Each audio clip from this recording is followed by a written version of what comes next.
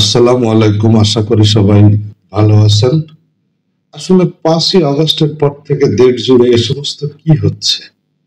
চুরি, ডাকাতি, ছিনতাই, খুন এগুলো যেভাবে বেড়েছে তাতে দেশের সার্বিক আইন পরিস্থিতি নিয়ে আর কিছু আসলে বলার নাই। সার্বিক আইন পরিস্থিতিতে একেবারে যাচ্ছে তাই অবস্থা, সে বিষয় নিয়ে আর কারোর মনে কোনো প্রশ্ন থাকার কথা না। তবে পজিটিভ একটা বিষয়, সেটা হচ্ছে যে দেশের মানুষ ইতিমধ্যে ঘুরে দাঁড়ানো শুরু করেছে। প্রশাসনের কাজ ঠিক মতো করতে না পারলেও মানুষ কিন্তু আসলে অতিষ্ঠ হয়ে অনেকটা নিজেরাই প্রশাসনের পক্ষ থেকে অনেক ধরনের কাজ কাম ইতিমধ্যে শুরু করেছে। এলোপাথাড়ি গুলিতে আহত 3-5 ডাকাতকে গণধোলাই। শরীয়তপুরের আঙ্গারিয়া এলাকায় ডাকাত দলের এলোপাথাড়ি গুলিতে 3 জন গুলিবিদ্ধ হয়েছেন। ঘটনার পরে পালানোর চেষ্টাকালে ডাকাতদের ধাওয়া করে 5 জনকে গণধোলাই দিয়েছে স্থানীয় জনতা। শুক্রবার 28 ফেব্রুয়ারি রাত 10টার দিকে এই ঘটনা ঘটে।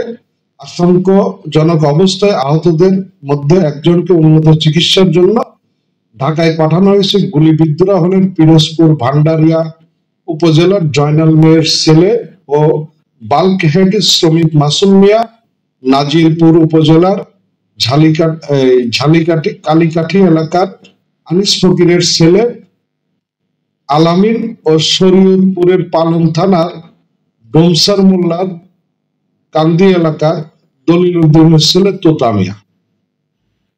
পুলিশ ও স্থানীয় সূত্রে জানা যায়, রাতে একটি স্পিড বোর্ডে করে একদল ডাকাত আঙ্গারিয়া এলাকায় প্রবেশ করলে স্থানীয়রা বিষয়টি বুঝতে পেরে তাদের প্রতিহত করার চেষ্টা করতে গেলে ডাকাতরা এলোপাথাড়ি গুলি ছোড়ে।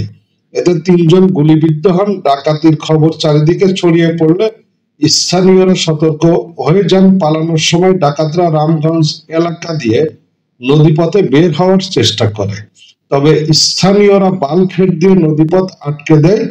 পরে বাধা পেয়ে ডাকাতরা স্পিড বোর্ড রেখে পালানোর চেষ্টা করলে তাদেরকে ধাওয়া করে 5 জনকে গণধোলাই দেওয়া হয়েছে। আসলে তো এই কাজটা ছিল আপনার পুলিশ বা প্রশাসনের, কিন্তু তারা আসলে তাদের কোনো কিছু বলে আর দোষ দিয়ে লাভ নেই। বিভিন্ন জায়গায় পুলিশের সদস্যরা এখন মাইর খাচ্ছে।